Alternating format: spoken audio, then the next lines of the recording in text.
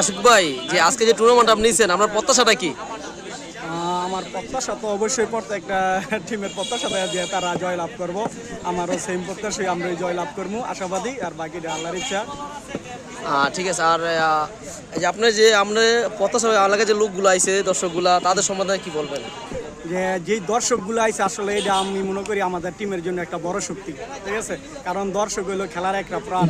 দর্শক না থাকলে খেলার মধ্যে প্রাণ থাকে না। আর যেই প্লেয়ারের দর্শক বেঁচে থাকে তারা অবশ্যই ভালো করার সম্ভাবনা থাকে বেশি।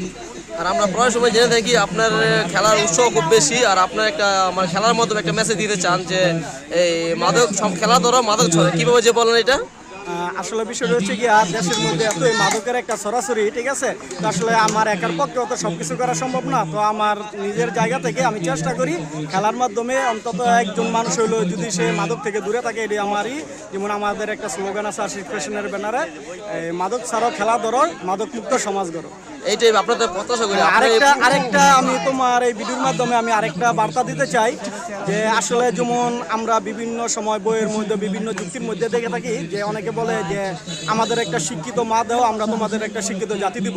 আর আমি আসলে দেশের সকল অভিভাবকদের বলতে চাই যে তোমরা আমাদের একটা খেলার মাঠ দাও, আমরা তোমাদের একটা মাদকমুক্ত সমাজ উপহার দেবো ইনশাল্লাহ। ইনশাল্লাহ। আর আমরা আশা করি আপনার যে পরিমাণ আগে যেতেছেন, আমরা দোয়া করি যে সামনে আর আগে যেতে পারেন, আর আমাদের এলাকার যারা ছেলেপেলে আছে ভালো আমরা তারা আর ভালো জায়গায় যেতে পারে। ইনশাল্লাহ আমি দোয়া করি যে সবাই ভালো জায়গায় যাক, ঠিক আছে। আর আমারও যদি সবাই আমাকে এরকম ভাবে সাপোর্ট করে ইনশাল্লাহ হয়তো আমি অনেক দূরে যাইতে পারবো। ইনশাল্লাহ ইনশাল্লাহ। যাক, ধন্যবাদ আপনাকে।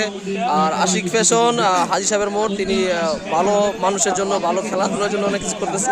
আর এই যে আমাদের যে পরবর্তী এক জেনারেশন আছে, ইমামুল, আবির, তানজিল, তারা নেক্সট প্রজন্ম আমরা আশা করি তারা আশিক ফ্যাশনে খেলবে ইনশাআল্লাহ। আর মামুন আছে, কি বলবো? আপনি খেলতেন না? আমি ইনশাআল্লাহ খেলবো, আমি তো খেলবো, কোনো কষ্ট হবে। একদিন সুযোগ অবশ্যই খেলতে সুযোগ। এটা বারবার করলে